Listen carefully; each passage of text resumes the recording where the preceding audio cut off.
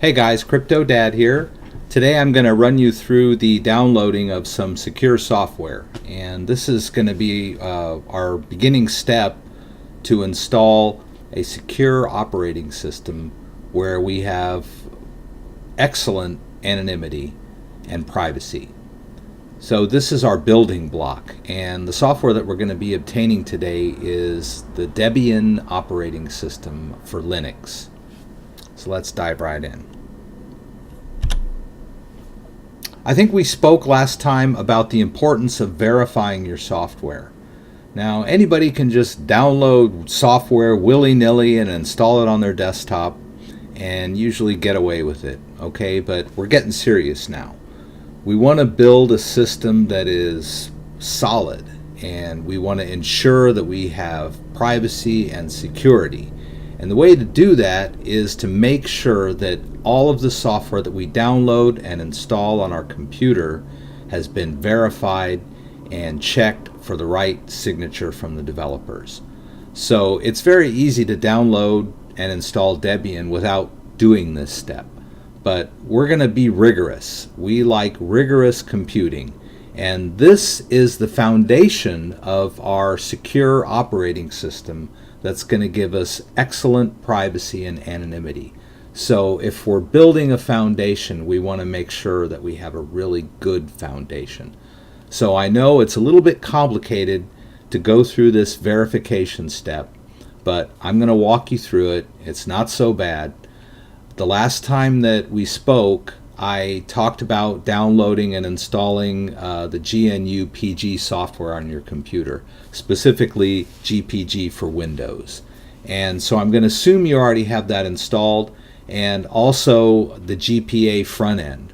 So if you don't have that on your computer yet, why don't you go back and check my software verification video, and I'll show you how to do all that, and I'll briefly touch on that today.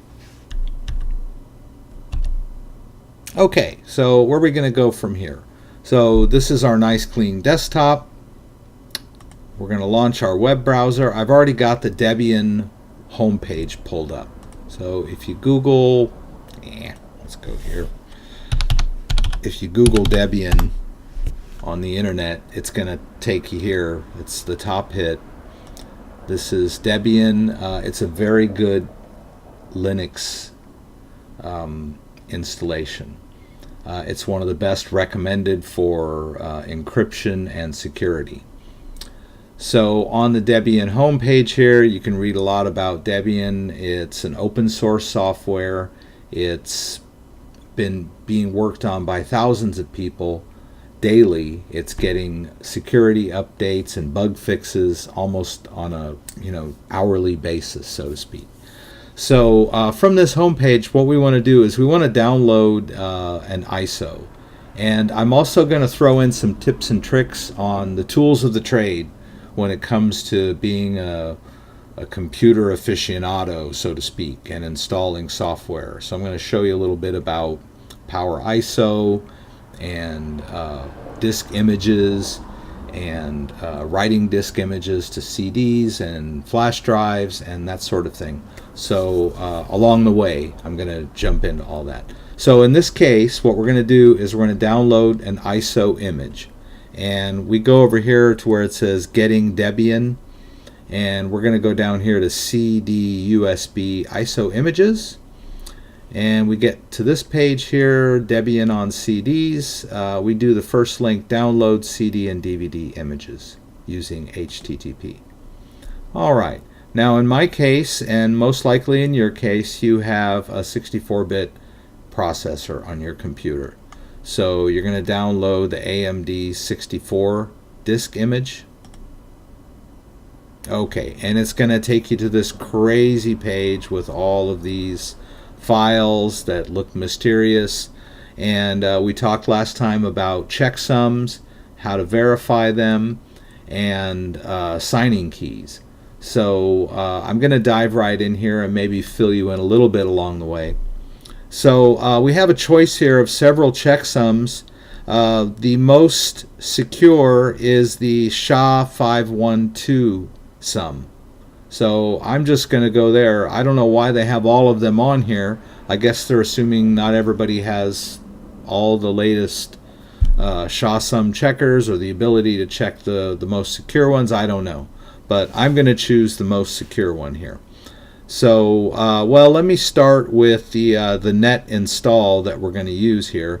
I like to use the net install. You only have to download it once, and then during your installation of Debian, it's going to connect to the internet, and then it'll use the mirrors to get all of the additional software that it needs.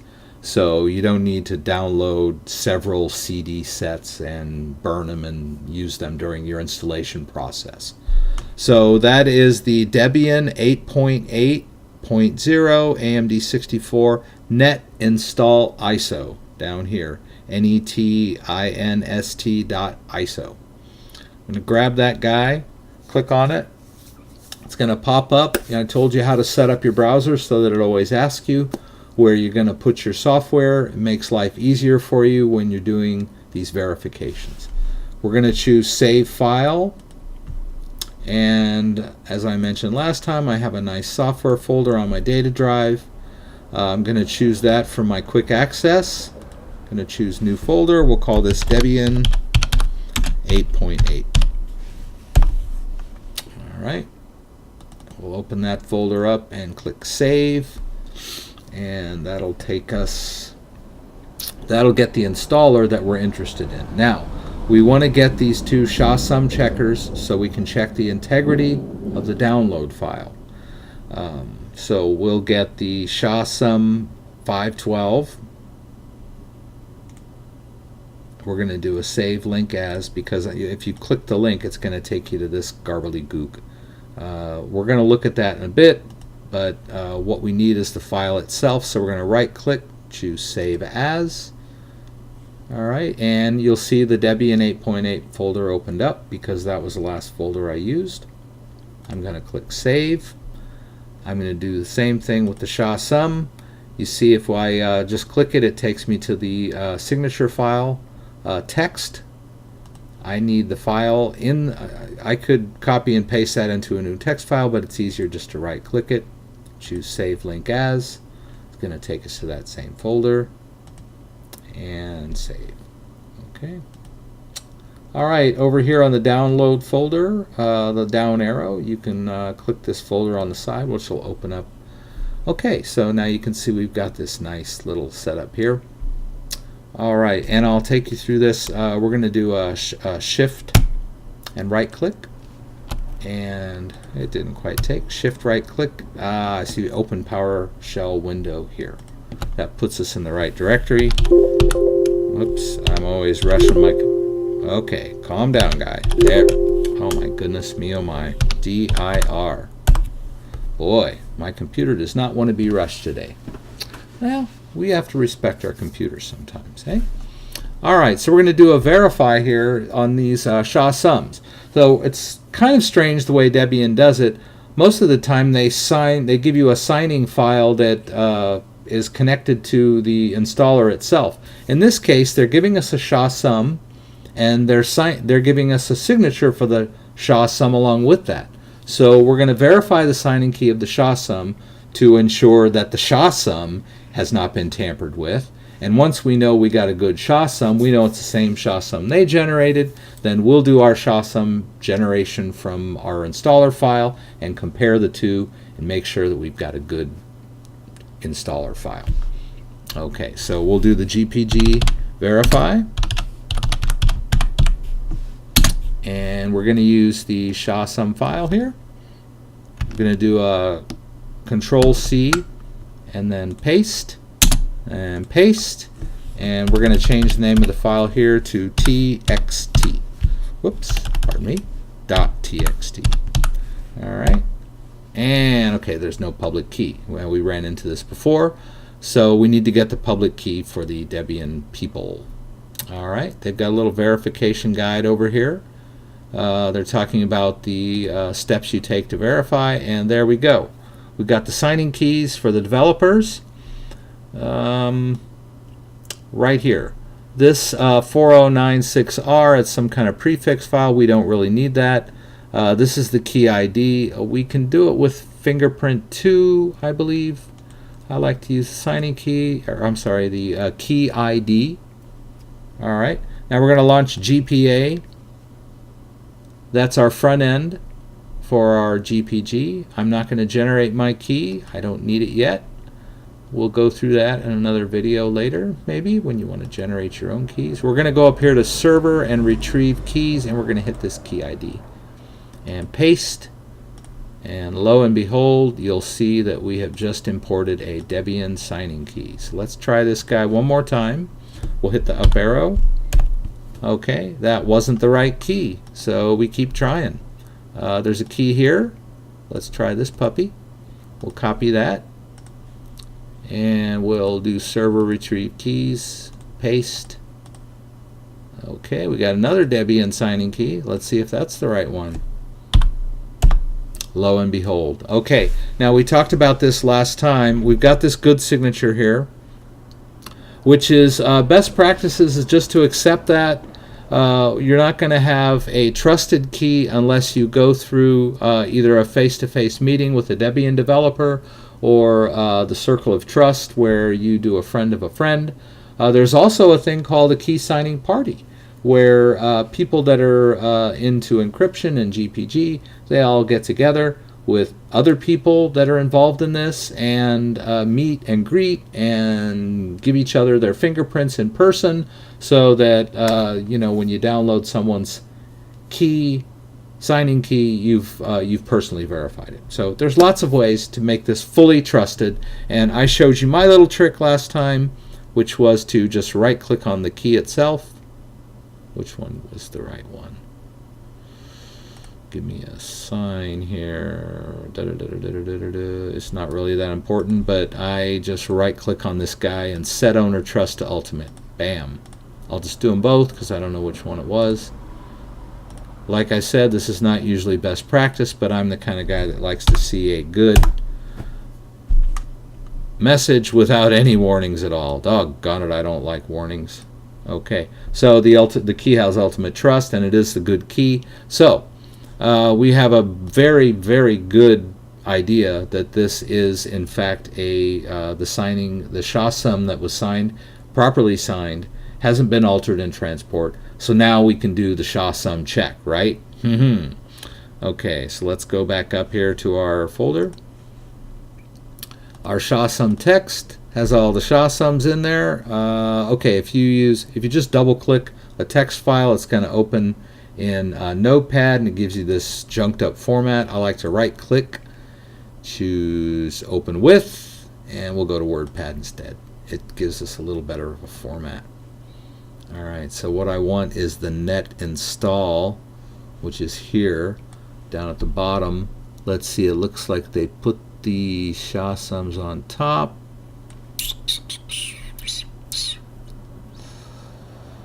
Oh, this long buddy.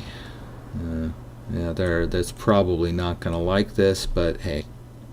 Alright, so we're going to go to our SHA-SUM checker software, which I showed you last time.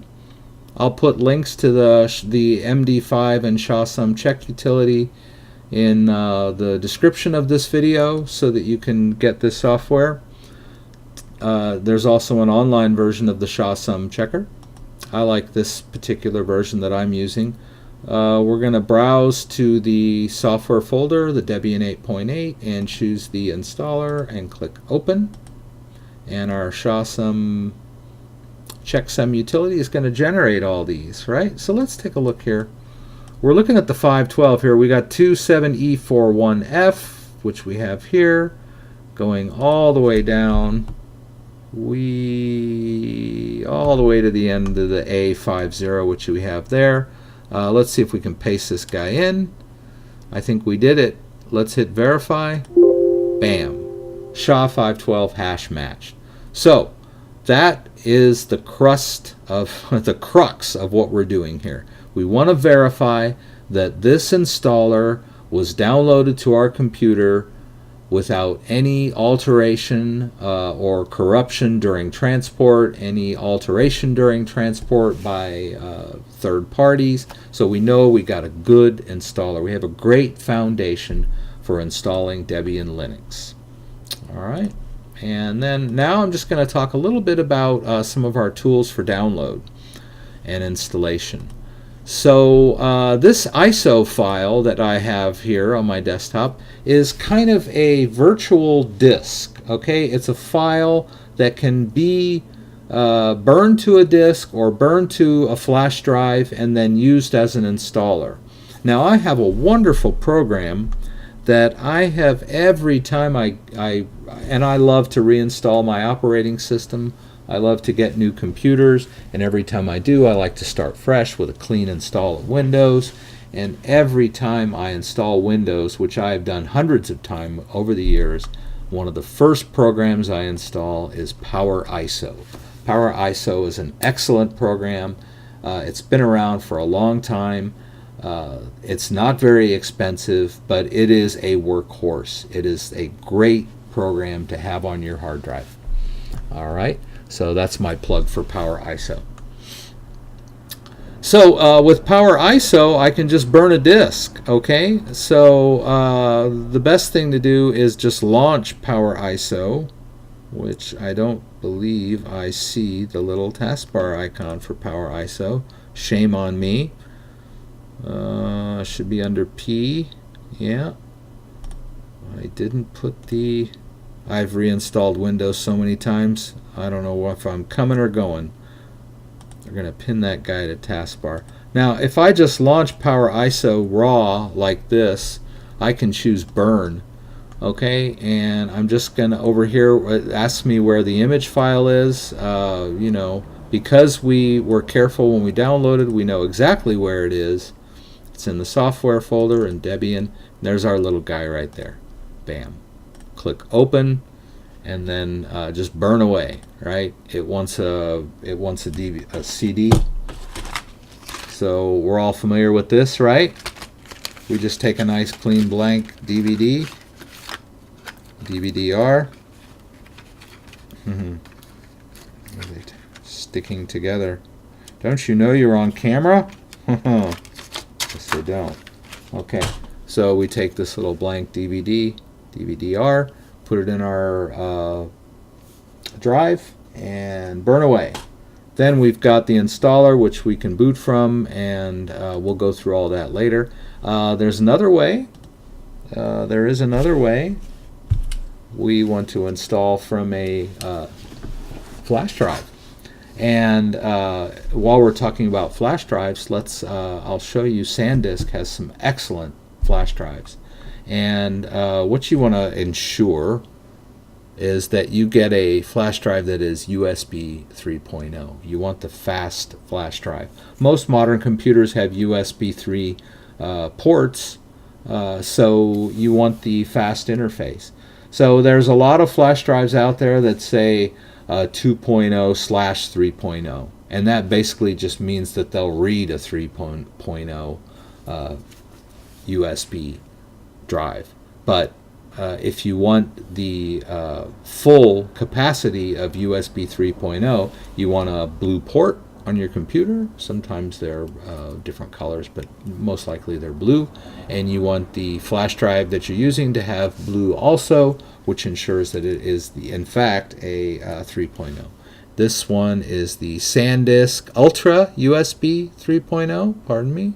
Come into focus there, my little friend. I had you there for a second, didn't I? There we go.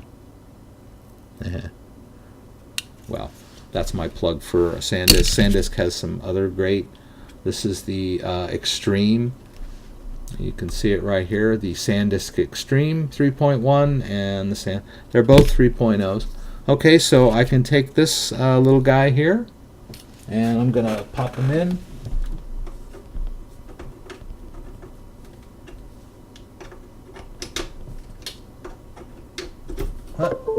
That wasn't difficult at all, was it? Okay, so let's see. Now that we've got this guy in here, we verify. Here it is. This is our nice 64 gigabyte. Okay, so I'm not going to override him, but there's a great software for writing disk images, and it is Win32 Disk Imager. I'll also put that in the description, a link for Disk Imager. That's freeware, I believe. Freeware, openware. Please donate to these guys. They do a great job. Okay, so I believe I have a copy of that over here in software as well. Win32 Disk Imager. Okay, you pop this guy up. Oh, don't I already have this on my hard drive? Probably not. Okay, all right, I'll go ahead and go through it.